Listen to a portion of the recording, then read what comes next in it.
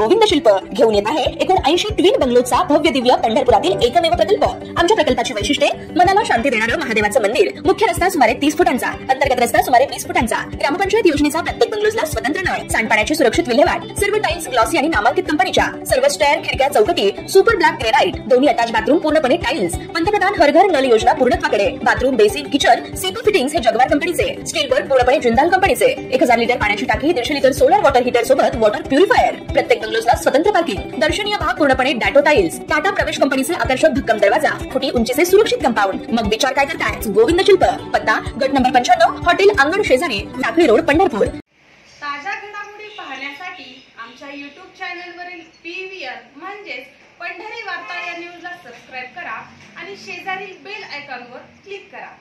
Here are 5 questions to the Election Commission of India. Instead of threatening us, threatening me, answer these 5 questions. 2024च्या Lok Sabha निवडणुकीत कर्नाटक विधानसभा मतदारसंघात मोठ्या प्रमाणात मतदार घोटाळा झाल्याचा तपासात आढळून आल्याचा दावा काँग्रेसचे ज्येष्ठ नेते राहुल गांधी यांनी केला आहे। गांधी म्हणाले की सार्वत्रिक निवडणुकीत त्यांच्या जोरदार कामगिरीनंतर काही महिन्यातच महाराष्ट्र विधानसभा निवडणुकीत इंडिया ब्लॉकचे नशीब उलटे झाले, त्यातून काहीतरी बरोबर नाही हे दिसून येतं। गेल्या वर्षी लोकसभा निवडणुकीत महाराष्ट्राच्या 48 पैकी 30 जागा जिंकणाऱ्या इंडिया ब्लॉकला अवघ्या 5 महिन्यानंतर झालेल्या राज्य निवडणुकीत 50चा आकडाही ओलांडता आला नाही। आता वंचित बहुजन आघाडीचे नेते ॲडव्होकेट प्रकाश आंबेडकर यांनीही या प्रकरणात उडी घेतली असून महाराष्ट्र विधानसभा निवडणुकीत संध्याकाळी 5 नंतर 76 लाख झालेल्या मतदानाची माहिती आम्ही निवडणूक आयोगाकडे मागितली होती। निवडणूक आयोगाने ती माहिती आम्हाला दिली नाही। आम्ही त्यांच्या विरोधातील लढाई सर्वोच्च न्यायालयात लढतोय। काँग्रेस पक्षाकडे वकिलांची फौज आहे। राहुल गांधी यांनी आमच्या या केसेसमध्ये हजर राहून आपलं म्हणणं मांडावं असं आवाहन त्यांनी केलं आहे। पहा काय म्हणाले ॲडव्होकेट प्रकाश आंबेडकर। ते एवढे दिवस जे आहे इलेक्शन कमिशनने महाराष्ट्राच्या निवडणुकांमध्ये घोटाळा केलाय। अनेक जण बोलतात आहेत, आजही बोलतात आहेत, परंतु हा विषय कोर्टामध्ये गेल्याशिवाय त्याचा निकाल लागेल अशी परिस्थिती नाही। आम्ही कोर्टामध्ये जात असताना नोव्हेंबर महिन्यामध्ये 2024ला पत्र लिहिलं होतं या सर्व राजकीय पक्षांना की आपण एकत्र गेलो तर आपल्याला असणारा निकाल त्या ठिकाणी येऊ शकतो। याचं कारण की RTI मध्ये इलेक्शन कमिशनने असं कळवलंय की आमच्याकडे कुठलाही रेकॉर्ड नाही। 6 नंतरचं झालेलं मतदान जे आहे हे महत्वाचं आहे आणि त्याला करताना एक वेगळी पद्धत त्या ठिकाणी करावी लागते। ती पद्धत त्यांनी पाळली आहे का हा त्याच्यातला महत्वाचा भाग आहे। तो पाळला नसेल तर इलेक्शन रद्द करता येतात असा त्याच्यातला भाग आहे। कालच राहुल गांधींनी कर्नाटक मधल्या असणाऱ्या एका मतदारसंघातलं अनालिसिस करून सांगितलं की एवढे असणारे बोगस आहेत अशी परिस्थिती आहे। माझं स्वतःचं म्हणणं आहे की त्या काँग्रेस पक्षाने चांगलं काम केलं, परंतु त्याला असणारं उलट उत्तर त्या ठिकाणी देण्यात आलं इलेक्शन कमिशन मार्फत की तुम्ही हे जे म्हणताय ते ॲफिडेव्हिट वरती दाखल करा।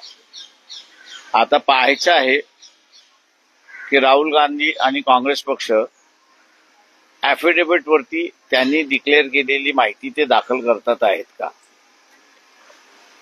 काँग्रेस पक्ष आणि इतर या सगळ्यांना माझं असणारं आव्हान आहे की मुंबई हायकोर्टाने आम्ही याचिका दाखल केली होती ती फेटाळली। त्याच्या संदर्भात आम्ही असणारा सुप्रीम कोर्टामध्ये गेलेलो आहोत। पुढच्या आठवड्यापर्यंत ती ऍडमिशनसाठी येईल अशी परिस्थिती आहे। या अपीलमध्ये इतर सगळे पक्ष इंटरव्हिनर म्हणून जर आले तर त्याला असणारं एक वजन येतं. पक्षांना जे मांडायचं आहे, राजकीय पक्षांना जे मांडायचं आहे, पब्लिकली जे मांडतात आहेत, त्याच्यापेक्षा कोर्टामध्ये मांडण्याची त्यांना असणारी एक संधी आहे. कोर्टामध्ये मांडण्याची त्यांना असणारी संधी आहे आणि या प्रश्नावरती कोर्टच निर्णय घेऊ शकतं अशी परिस्थिती आहे. आणि म्हणून मी ते सकाळी ट्विट केलं होतं की राहुल गांधीने हा इश्यू आम्ही जे अपील केलेलं आहे त्या निमित्ताने त्यांना एक संधी आहे पुन्हा कोर्टात येऊन आपलं म्हणणं मांडण्याची. त्या संधीचा त्यांनी असणारा फायदा घ्यावा आणि म्हणून ते ट्विट आम्ही केलं होतं. आपण आता विचार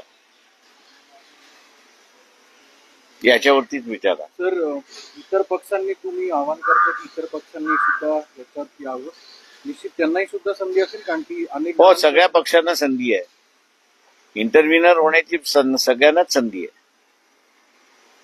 ते कोर्टाला रिक्वेस्ट करू शकतात. पण याच्यामधून काही निर्णय वेगळा येईल अशी तुम्हाला शक्यता वाटते? जिथे इलेक्शन कमिशन यांनी स्वतःहून म्हटलेलं आहे की आमच्याकडे कुठलीही कागदपत्र आम्ही ठेवलेली नाहीत, त्याच्यामुळे 76 लाख मतं झाली याच्यावरतीच प्रश्नचिन्ह त्या ठिकाणी येतो. आणि 76 लाख मतदानाचा रेकॉर्डच नसेल तो आमच्या दृष्टिकोनातून मग ही सगळी इलेक्शन प्रोसेस फ्रॉड आहे. आणि इलेक्शन हे फ्री अँड फेअर झालं पाहिजे, हे basic feature of the constitution असं कोर्टाने त्या ठिकाणी ठरवलेलं आहे.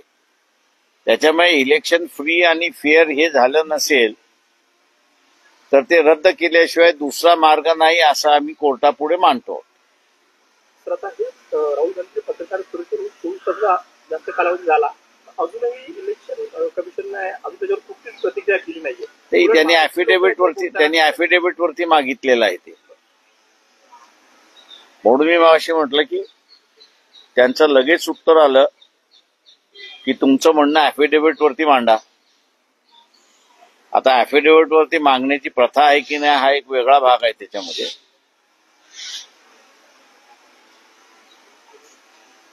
तेव्हा दुसरी संधी आम्ही असं म्हणतो राहुल गांधींना, या अपील आम्ही जे केलेलं आहे सुप्रीम कोर्टामध्ये तिथे आहे, त्यांच्याकडे बॅटरी ऑफ लॉयर्स आहेत, ते तिथे असताना हजर राहून तिथे आपलं म्हणणं मांडू शकतात. पण आपल्याला वाटतं का राहुल गांधी जे आपल्या याचिका आपण दाखल केली सुप्रीम कोर्टात ते सहभागी होतील, आपण जे आवाहन करतो आम्ही आवाहन करण्याचं आमच्या हातात आहे. आम्ही असं आवाहन करणार. आता जॉईन व्हायचं की न जॉईन व्हायचं हे त्यांनी ठरवायचं आहे.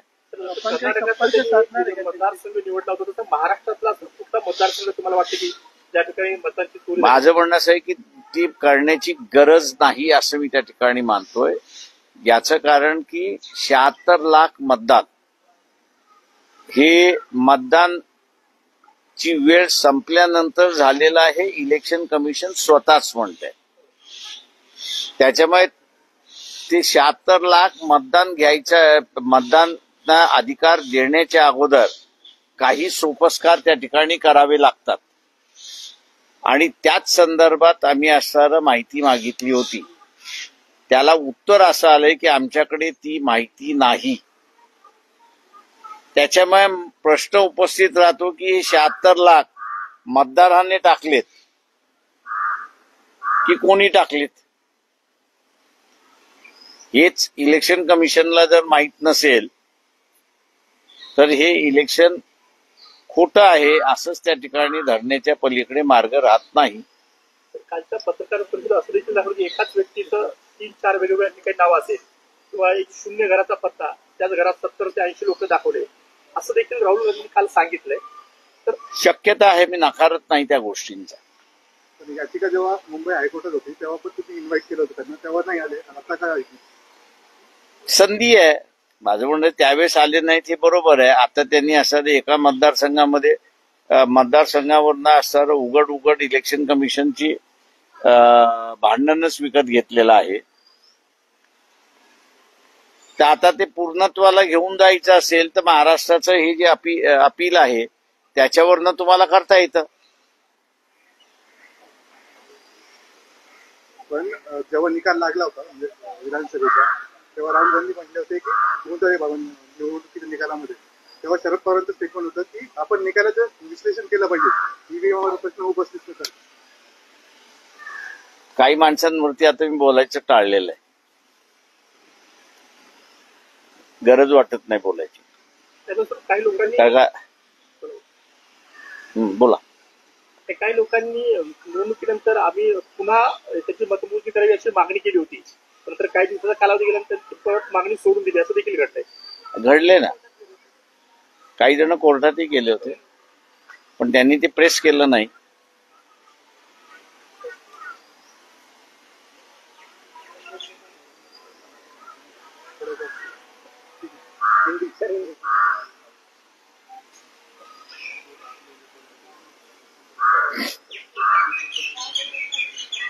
त्यांचं लावून झालं की सुरुवात करतो. नाही झालं का? सुरुवात करू. त्यांना हिंदी घेत. अच्छा अच्छा, विचार. तर बॅलेट पेपर स्थानिक स्वराज्य निवडणुकीच्या दिशेने बॅलेट पेपरचा वापर होणार नाही. बॅलेट पेपरचा नाही, व्हीव्हीपॅटचा वापर होणार नाही असं सांगण्यात आलेलं आहे. पुन्हा मी असं म्हणेन की विरोधी पक्षांना असताना एक संधी आलेली आहे की सुब्रमण्यम स्वामीच्या केसमध्ये व्हीव्हीपॅट वापरावं आणि ते वापरणं गरजेचं आहे असं सुप्रीम कोर्टाने म्हटलंय. सर्व राजकीय पक्ष एकत्र आले तर महाराष्ट्राच्या इलेक्शन कमिशन जे आहेत त्यांना विचारण्यात येऊ शकतं की तुमच्याकडे जर व्हीव्हीपॅट नसेल तर व्हेरिफिकेशनच होत नाही, आणि व्हेरिफिकेशन होत नाही यामुळे तुम्ही असणारा बॅलेट पेपरवरती ह्या इलेक्शन घ्या हा आग्रह सगळे राजकीय पक्ष एकत्र करून गेले तर इलेक्शन कमिशनवरती प्रेशर येऊ शकतं आणि तो ते निर्णय घेऊ शकतो. आता हे सगळे एकत्र येणार का, हा मोठा प्रश्न आहे. तिकडे सर दिल्लीत तर इंडिया अलायन्सच्या बैठका चालू आहेत, एकत्र येण्याचं तिकडे दिसतंय. तुम्हाला असं काही वाटतं की फक्त नुसत्या बैठका होतात मात्र कोणी एकत्र येत नाही?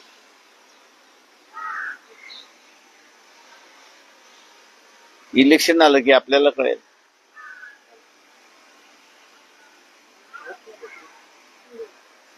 हिंदी का? एक मिनट. कांग्रेस पार्टी की तरफ से कल राहुल गांधी ने कर्नाटक की एक असेंबली कॉन्स्टिट्यूंसी में कितने वोट डुप्लीकेट है इसके बारे में एक विवरण दिया.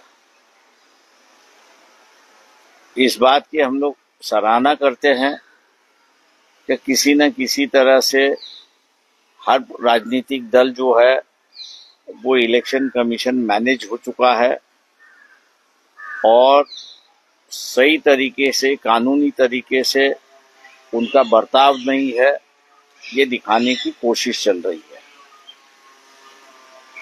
हम कांग्रेस पार्टी की ओर से ये उनको बताना चाह रहे हैं कि बम्बई हाई कोर्ट का जो फैसला आया उस फैसले के खिलाफ हम लोग सुप्रीम कोर्ट गए हैं. हो सकता है कि अगले हफ्ते उसकी सुनवाई शुरुआत हो और राजनीतिक दलों से हमारी एक अपील है कि अगर आप लोग उसमें सहयोगी हो जाते हो और एक इंटरवीनर एप्लीकेशन के माध्यम से हमको भी अपनी बात रखनी है तो हो सकता है कि कोर्ट उनको परमिशन दे और वो अपनी बात एक रख सकते, ऐसी एक परिस्थिति है. मैं ये मान के चलता हूं कि ये लड़ाई रास्ते की लड़ाई नहीं है, कोर्ट की लड़ाई है. लोग जागृति अगर करना है तो मेरे ख्याल से पब्लिक की अवेयरनेस होना जरूरी है, लेकिन निर्णय अगर लेना है तो कोर्ट के माध्यम से ही निर्णय हो सकता है. और इसलिए ये कोर्ट का मामला जहां तक है वहां तक मैं इतना ही कहूंगा कि इलेक्शन कमीशन ने जो 76 लाख वोट इलेक्शन बंद होने के बाद हो गई है, उसके बारे में जब विवरण मांगा था तो उन्होंने कहा कि हमारे पास इसका कोई रिकॉर्ड नहीं है। अगर रिकॉर्ड नहीं है तो इसका मतलब यही है कि ये फर्जी वोटिंग है, और इस फर्जी वोटिंग को अगर कोर्ट के सामने ले आए तो हो सकता है कि कोर्ट जो है ये इलेक्शन को रद्द करे, ऐसी एक परिस्थिति है। इसलिए हम लोग ने कांग्रेस पार्टी और तमाम पार्टियों को दोबारा लिखने जा रहे हैं कि भैया ये अपील सुप्रीम कोर्ट में पेंडिंग है, आप लोग अभी तक इस पे सहयोगी नहीं है, इंटरवीनिंग एप्लीकेशन डाल के आप इस पे सहयोग देंगे ऐसे उम्मीद मैं उनसे करता हूँ। सर, पुण्यातले प्रश्न आहे कोथरूडमध्ये जो मुलींना घेण्यात आलं होतं, तर आम्ही त्याच्यावरचं असताना पिटिशन दाखल केल्यानंतर बोलू, त्याच्या अगोदर बोलणार नाही। थँक्यू।